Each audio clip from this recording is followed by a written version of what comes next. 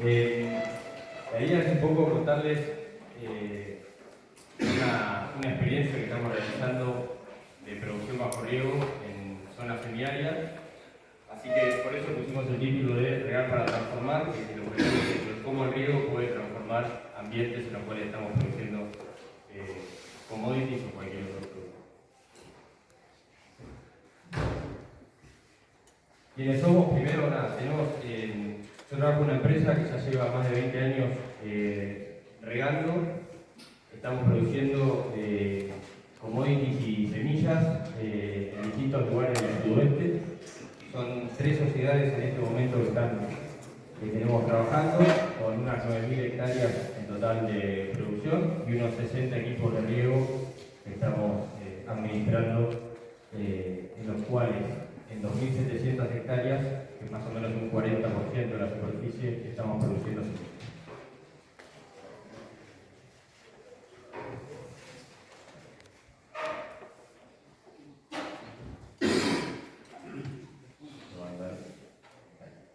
Lo primero es, yo hace unos años en un congreso presenté un trabajo con Néstor Barrio Nuevo, el Interestelar, donde se veía cómo la superficie del riego del año 2005, había pasado de 15.000 hectáreas a 147.000 en el 2015, o sea que había crecido 10 veces en 10 años.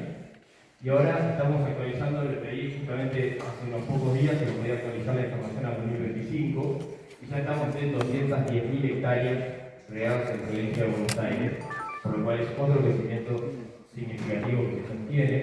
Por eso, lo primero que quiero mostrarles es que el riego es una práctica que viene creciendo y que va a seguir creciendo.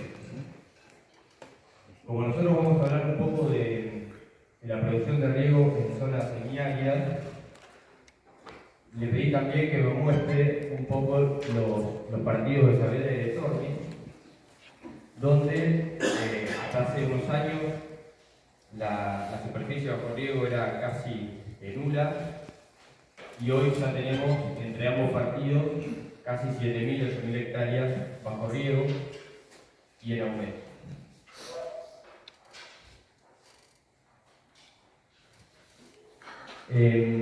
La agricultura bajo riego a nosotros nos resulta y es una inversión que nos gusta promover, porque no hay muchas herramientas o muchos negocios donde uno puede invertir en algo que le proporcione mayor rentabilidad y menos riesgo.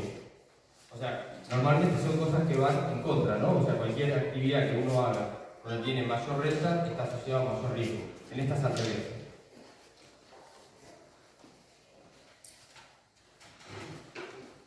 Bueno, ya he puesto una frase que es el whisky para tomar y el agua es para pelear de Mark Twain, que es un poco esto, ¿no? O sea, porque el agua pasa a ser el recurso más importante que tenemos y nos interesa cuidarlo y trabajar con él. Son puntos un poco donde estamos trabajando hoy por hoy, con estas 3 sociedades, toda la zona del sudoeste. Antes de meterme en lo que va a ser la parte de Torquín, Saavedra y demás, contarles que no es que hacemos el riego como una práctica que es echar agua, sino que intentamos de regar. Regar implica entender de las técnicas agropecuarias que conlleva el riego, implica invertir, implica tener tecnologías.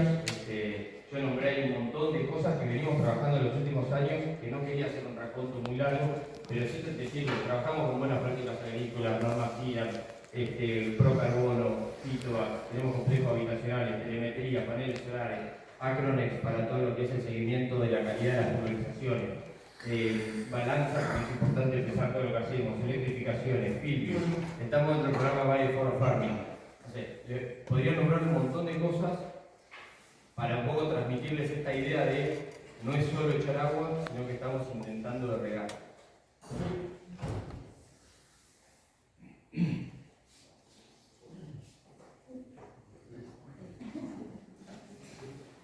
Voy a ir al sistema manual, me parece. Sí, no, pues la vamos a simplemente un slide. Empresa que no crece, empresa que se muere. Es para mí el eslogan de nuestra empresa, impulsado por su dueño, y lo que todos los años me recuerda después de cada cosita es empresa que no merece, empresa que se muere. El crecimiento para nosotros es importante. Ahí cuento algunos de los hechos que mencionaba recién para ir adoptando todas estas tecnologías, que arrancó hace 20 años, repito, con esto.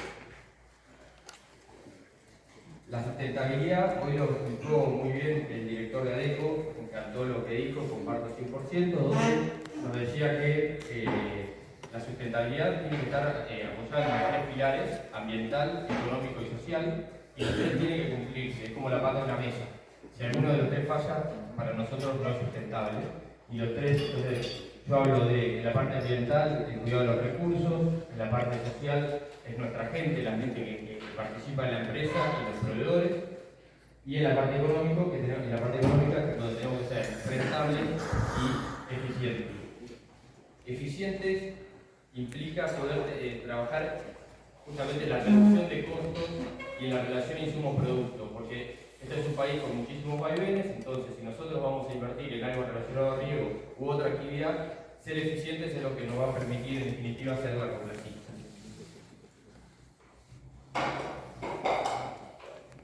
Unido a eso, nuestro proyecto, que se basa en la búsqueda de negocios, buenos créditos, eficiencia en la producción y altos niveles de productividad, está asociado, como les decía, bajo costo del milímetro, eficiencia en el uso de los recursos, respuesta de rendimiento mayor al 50%. Eso es lo que tenemos en Sudoeste. Después podemos ver cada caso en particular si la respuesta es del 50, de un 80 o hasta de un 100%.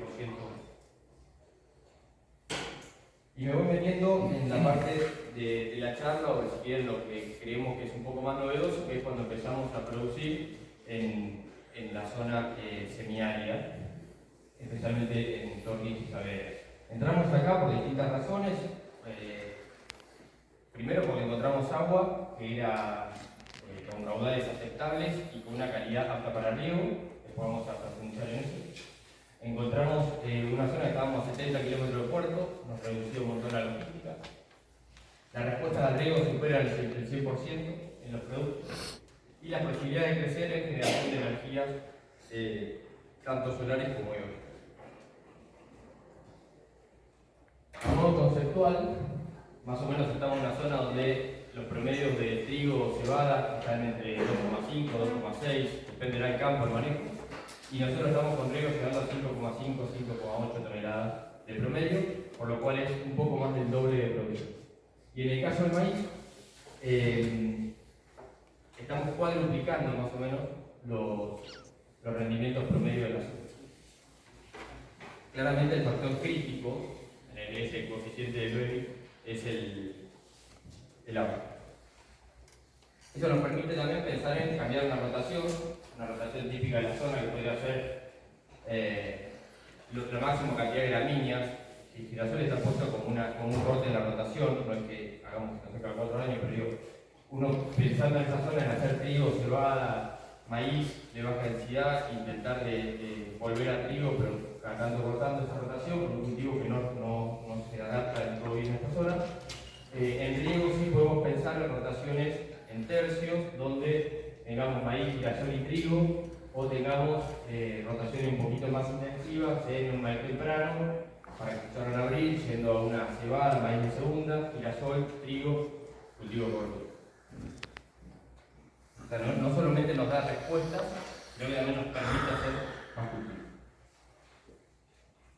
Si hablamos en términos de márgenes, esto está en duda de si ponerlo o no, pero la realidad es que me parece que está bueno el concepto, más allá de los números, que vean un poco el concepto de lo que queremos mostrar en esta respuesta, es poder pasar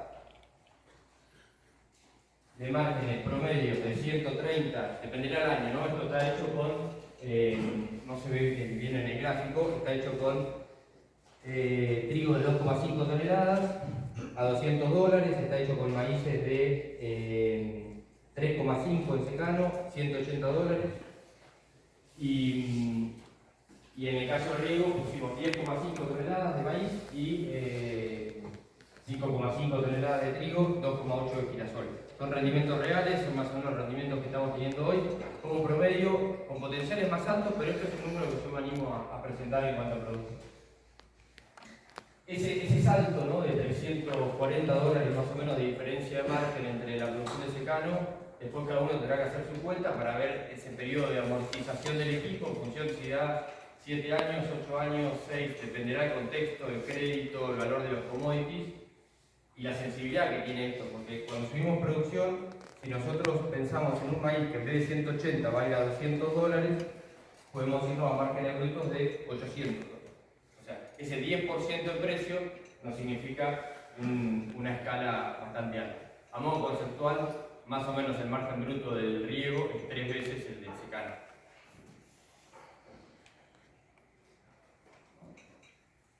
Hablando de los maíces, que es el cultivo que más respuesta tiene obviamente al riego, por elegir uno, se ve cortado, pero estamos con rendimientos entre 9 y 13 toneladas, es de 10,5 promedio, pero los rendimientos varían más o menos en ese orden según el lote. Tenemos como dos modelos de producción muy distintos, uno de siembras muy tempranas en octubre, pensando en sembrar un maíz ciclo corto el 10 de octubre con intención de cosecharlo en abril, o maíces más tardíos, sembrados fin de noviembre, primeros días de diciembre, con el objetivo de cosechar julio-agosto. Son dos sistemas que los dos se adaptan bien. El objetivo es salir de la floración en enero. En el ciclo corto la floración no está cayendo, en el temprano, perdón, la floración está cayendo alrededor del 28 de diciembre y en los tardíos estamos floreciendo el 10 de febrero. El objetivo es salir de ese periodo crítico donde la zona nos pega.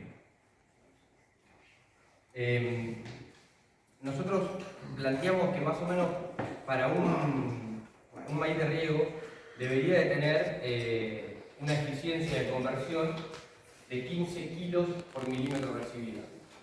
La eficiencia de conversión de un maíz dependerá de la zona, depende de un montón de cosas, pero está entre 14 y 22. En algunos casos se llega a 25, pero son casos excepcionales. 14 y 22. Nosotros estamos planteando acá un ejemplo de eficiencia baja, que es 15 kilos por milímetro. Si pensamos en un maíz de 10,5 toneladas 11, estamos hablando que el maíz requiere 700 milímetros para llegar a esos rendimientos.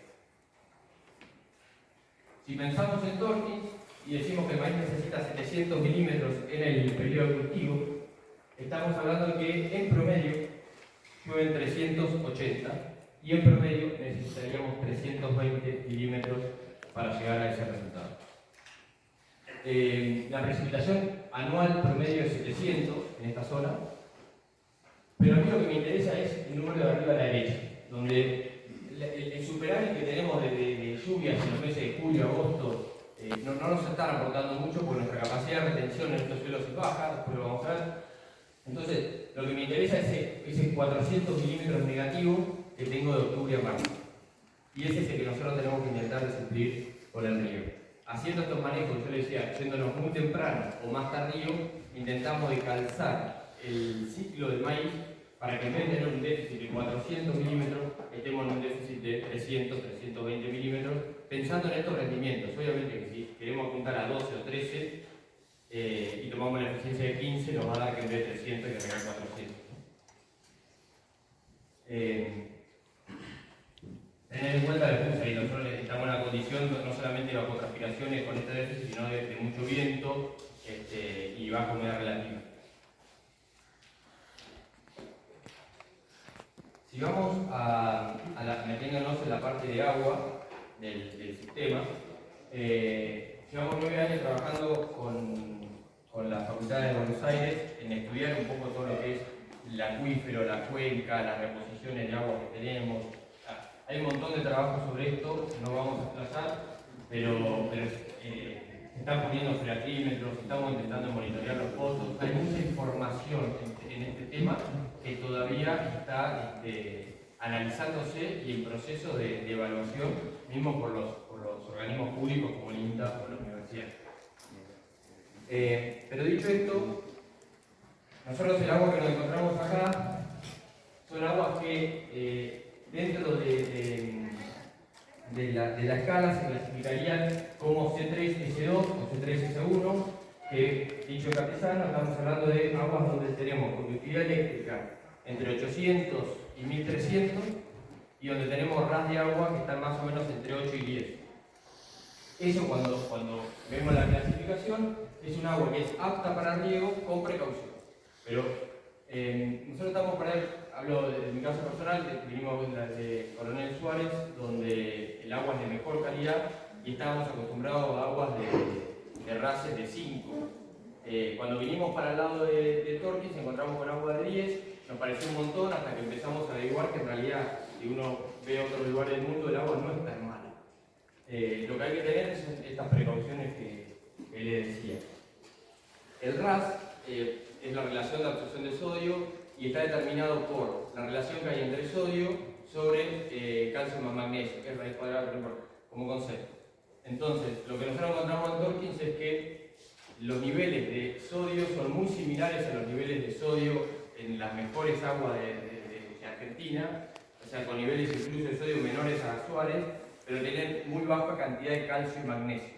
Por lo cual, en estas aguas hay que tener en cuenta o evaluar no solamente cuántos milímetros vamos a regar, sino cada tantos años de hacer un aporte de calcio a través de un encalado de yeso, por ejemplo, que genere que el calcio quede retenido en el suelo y el sodio pase a solución y se largue.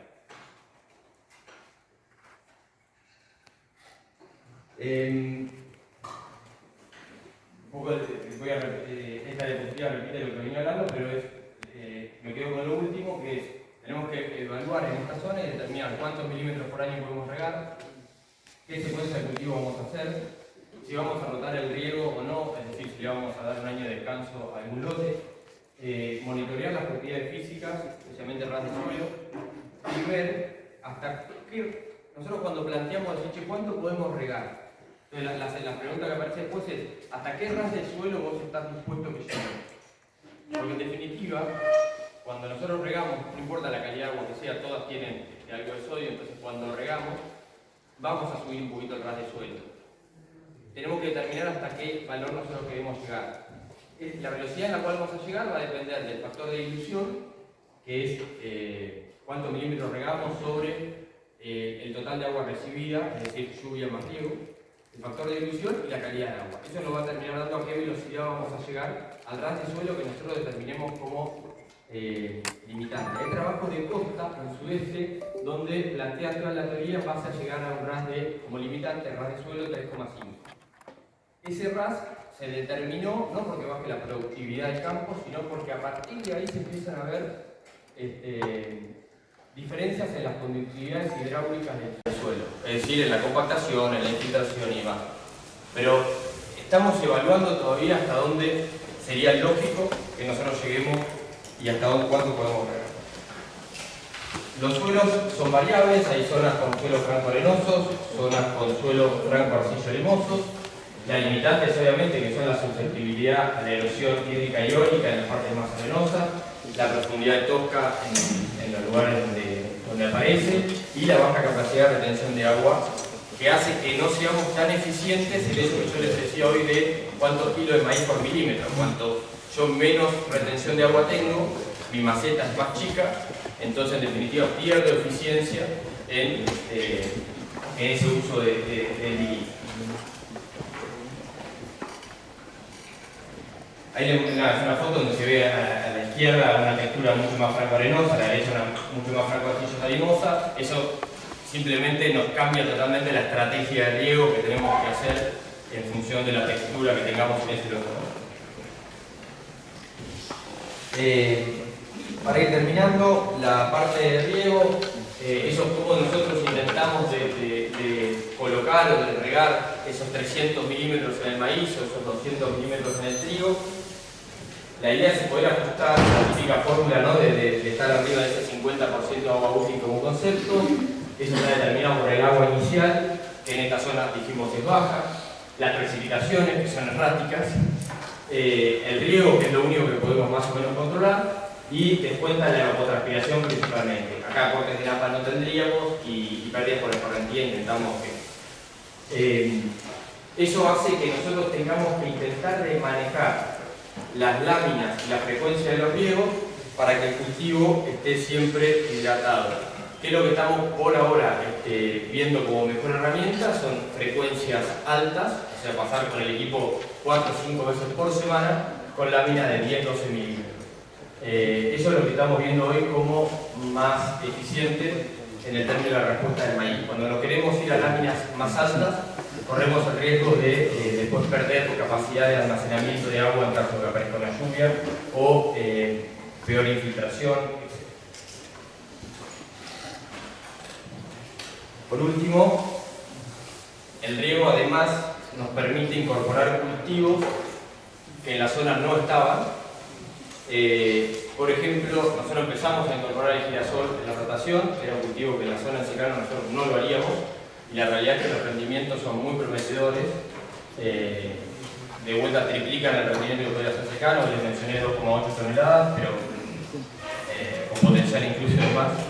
Y hicimos también la producción de papa con buenos resultados. Las texturas franco-arenosas, la verdad que dan una buena calidad de producto, y en definitiva nos interesa saber cuáles son las otras opciones que podemos explorar en términos de cultivo distintos, tanto sea en Torquín como en otras zonas, pero hoy alguien comentó la calidad del maní que teníamos, y la realidad es que no está del todo desarrollado, o la zanahoria, o sea, cultivos que se escapen de los commodities y que el riego nos permitiría explorar, o por lo menos intentar de conocer.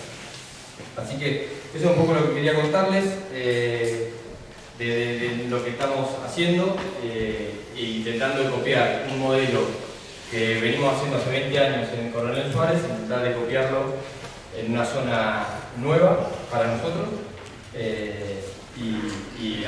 estudiando y aprendiendo para ver cómo va a ser el futuro de todo esto. Así que muchas gracias.